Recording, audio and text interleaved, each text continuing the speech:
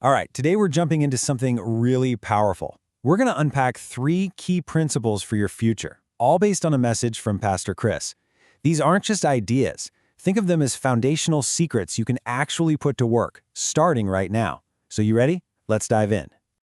So, let's start with a big question, one I think we've all asked ourselves at some point. In a world that's always changing, what can you actually count on? What are those principles that just never fail? Well, that's exactly what we're digging into today. And the answer, at least according to this message, boils down to just 3 core ideas. But here's the cool part. They're not just random concepts, they're a sequence. Each one builds on the one before it. So let's get started with the very first one. Okay, so principle number 1 is all about the power of light. This is the absolute starting point. It's presented as the one essential thing you need before you can really see or understand anything else. And what's so fascinating about this is when you look at the Genesis account, what are the very first words spoken? Let there be light. Right? Before anything else comes into existence, there's this command for light to just pierce through the darkness. That tells you how important it is. Now, it's really important to get this next part. We're not talking about physical light, from the sun or the moon. In the story, those are created later. This is a spiritual light. It's that divine illumination that God brings into someone's life to show them what's really there and to push out all the darkness. So how does this idea of light lead us to the next step? Well, it connects directly to our second principle, which is all about understanding the massive difference between a fact and the truth. And believe me, this distinction is absolutely central to everything we're talking about. Okay, so here's the breakdown. A fact is what we see based on physical evidence, right here, right now. But the thing about facts is, they can change because they depend on how we're seeing things. Truth, on the other hand, is presented as ultimate reality itself. It doesn't change, whether we can see it or not. It just is. Let me give you a great analogy to make this super clear. Imagine you're looking at a carpet. You say, hey, that carpet is blue, and that's a fact based on the light that's hitting it. But what happens if you change the light? Maybe you switch to a yellow bulb. Suddenly, the carpet might look green. The fact of its color just changed, but the truth, the actual real nature of that carpet, it never changed at all, no matter what light you shined on it. And this is where the message brings it all together, connecting this concept of absolute, unchanging reality directly to Jesus. He didn't just say he came to tell the truth, he said, I am the truth. He's presented as that ultimate, unshakable reality. Okay, that brings us to our third and final principle. And this one is all about taking action. This is where we see how light and truth become something real, something tangible in our lives. And it all happens through the concept of the seed. So when we say seed, we're not just talking about something you'd plant in a garden.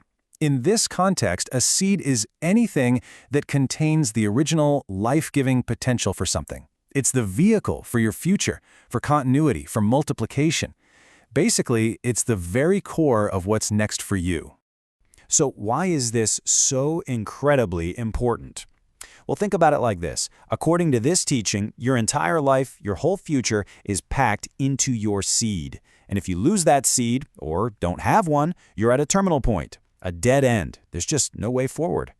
There's this amazing story that illustrates this whole seed principle perfectly. It's the story of the widow of Zarephath from the Bible. And let me tell you, she was at the absolute end of her rope. So here's her situation.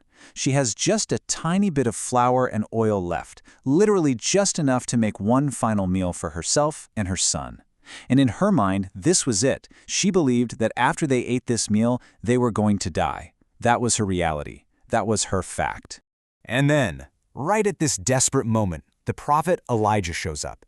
And he asks her to do something that sounds completely insane, almost cruel.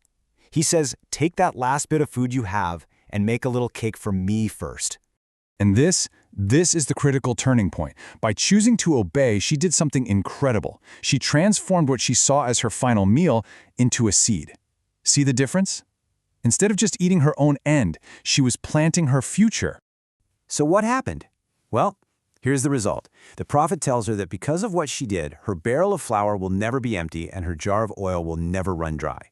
That one single act of turning her meal into a seed unlocked a principle of multiplication that just kept going. Okay, so we've got light, truth, and seed.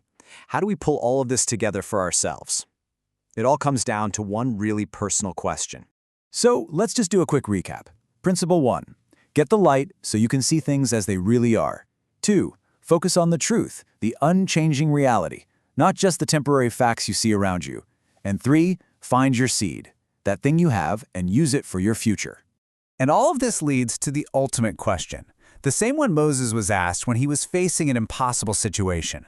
What do you have in your hand? What is that thing? And it might seem small, it might seem insignificant, but what is that thing you're holding that contains the potential for your entire future? And this brings us to the final and maybe the most powerful piece of advice.